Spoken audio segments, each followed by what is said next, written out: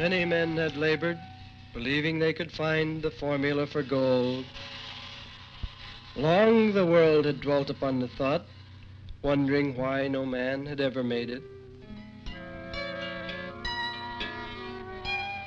Now their questions could be answered. The world had been waiting for him, the madman, to come along and consummate all prophecy with gold. Just when they, his neighbors, needed it, and without it would very soon need nothing else.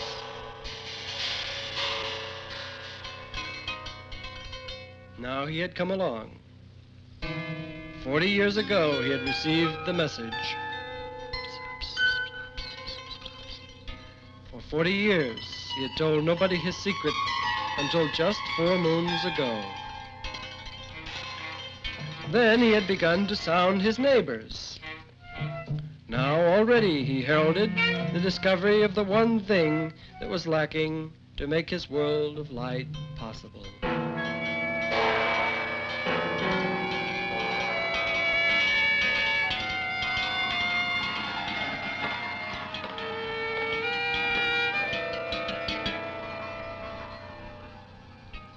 Well, how be it today, madman?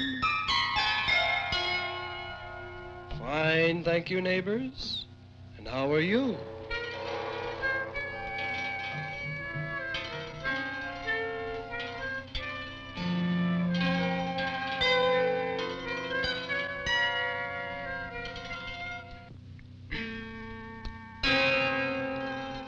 Thus he greeted his neighbors, who knew his secret, and walked upon his way to take the air and think upon the X he had not yet deciphered.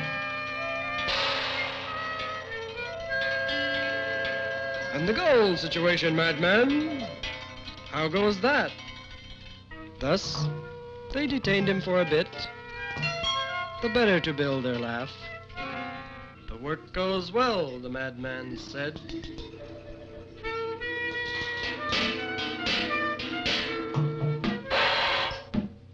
Just any day we may the X have laid away. Then into our world of gold, then into the world of light we shall walk together, neighbors.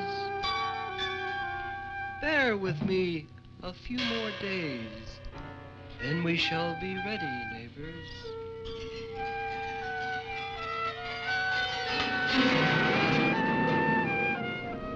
Then the neighbors would laugh and snort as he, the madman, sought the sunshine in the park and reminded himself that their laughter and their tears were part of it. They too would be salvaged. For them he had envisioned his world of light as well as all those others.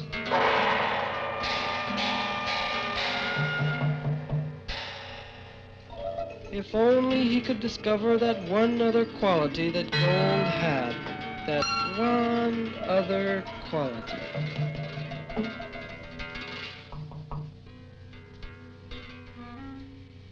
Then back into his tomb he went.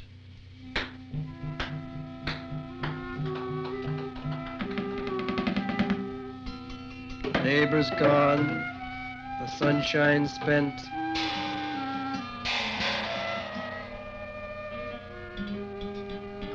And several days he lingered on, knowing now the fire would come.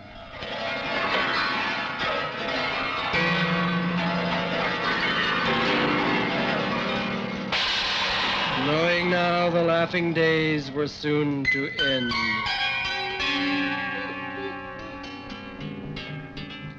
Soon the neighbors would not need to cry.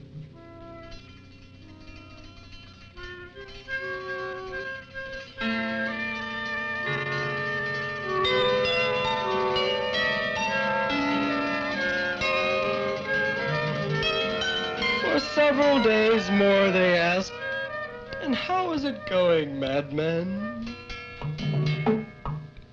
And several days he cheered them on, saying, "Abide with me. Soon, soon, and then went home, the evening spent, and looked through a special slit in the moon, known only by him, built the formula for gold, the gold he must have before the light could prevail.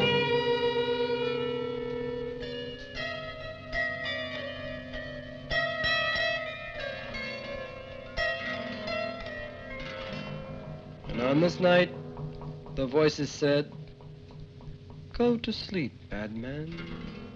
And when you wake, you will be the gold man, madman."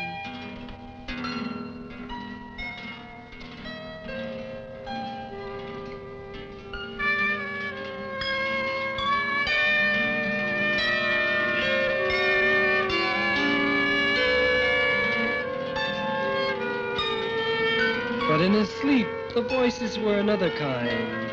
The neighbors come to mix with doubt, belief that years had brought about.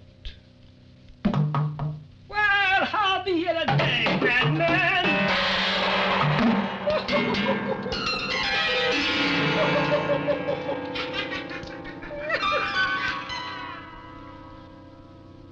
And when you wake, you will be the gold man, madman. The gold man! The gold man!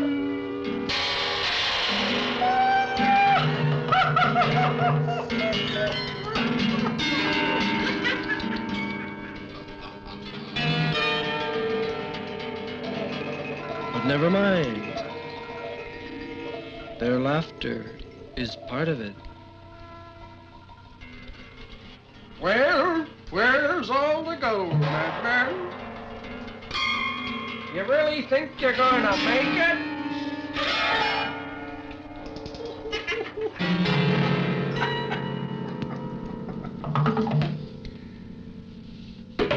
When you wake, you will be the gold man, madman.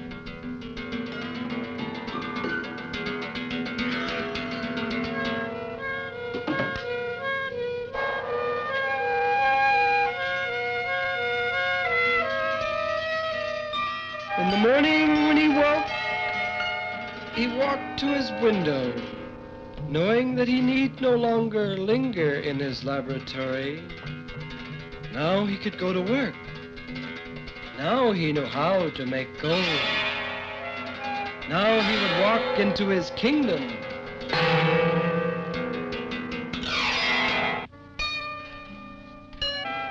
Walking to his door, he heard the neighbors laughing already.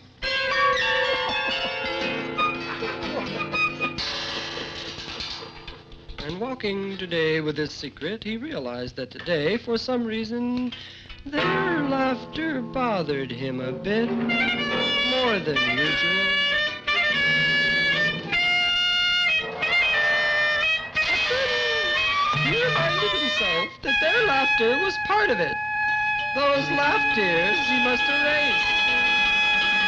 Now he could do it. Now they had gold. Now the world of light could arrive.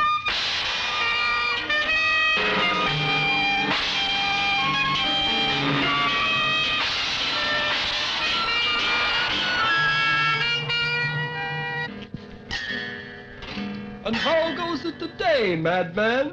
How goes it today?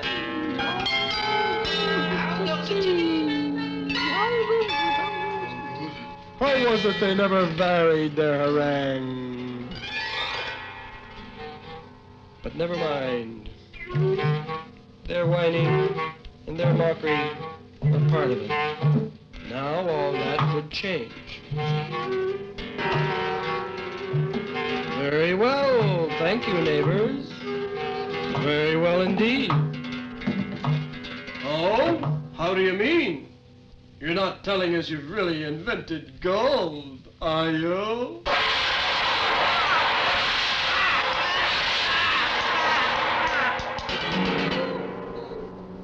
He lingered there for a moment, looking into their tickled eyes, and he said,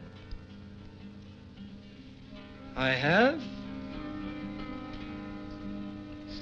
Then he made to walk past them, into the world of light that would suddenly arrive as soon as he reached the sidewalk on this first day of the Age of Gold.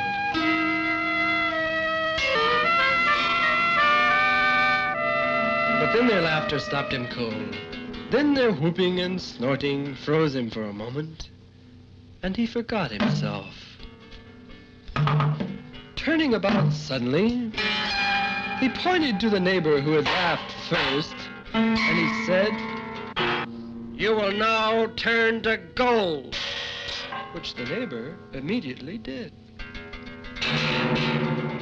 But now, the madman's face froze stiff as he suddenly realized that he had failed, had thrown away his gift, and was himself now turning solid gold.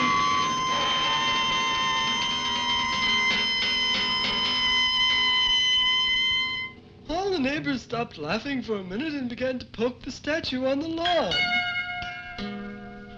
Already 2 or 3 of them had started to giggle over this new turn when from the left approached a poet.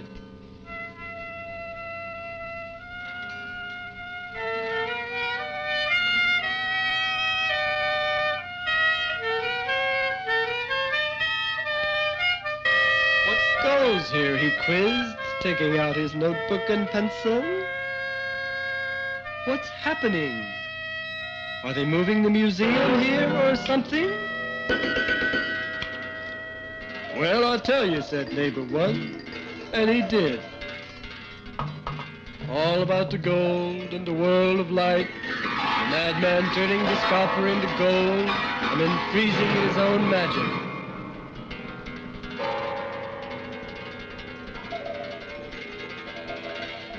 And as the neighbors looked on, the poet made his entry, showing that he had understood. "It's hard to believe," he wrote, and so as to make his entry rhyme, he wrote again, "It's hard to believe."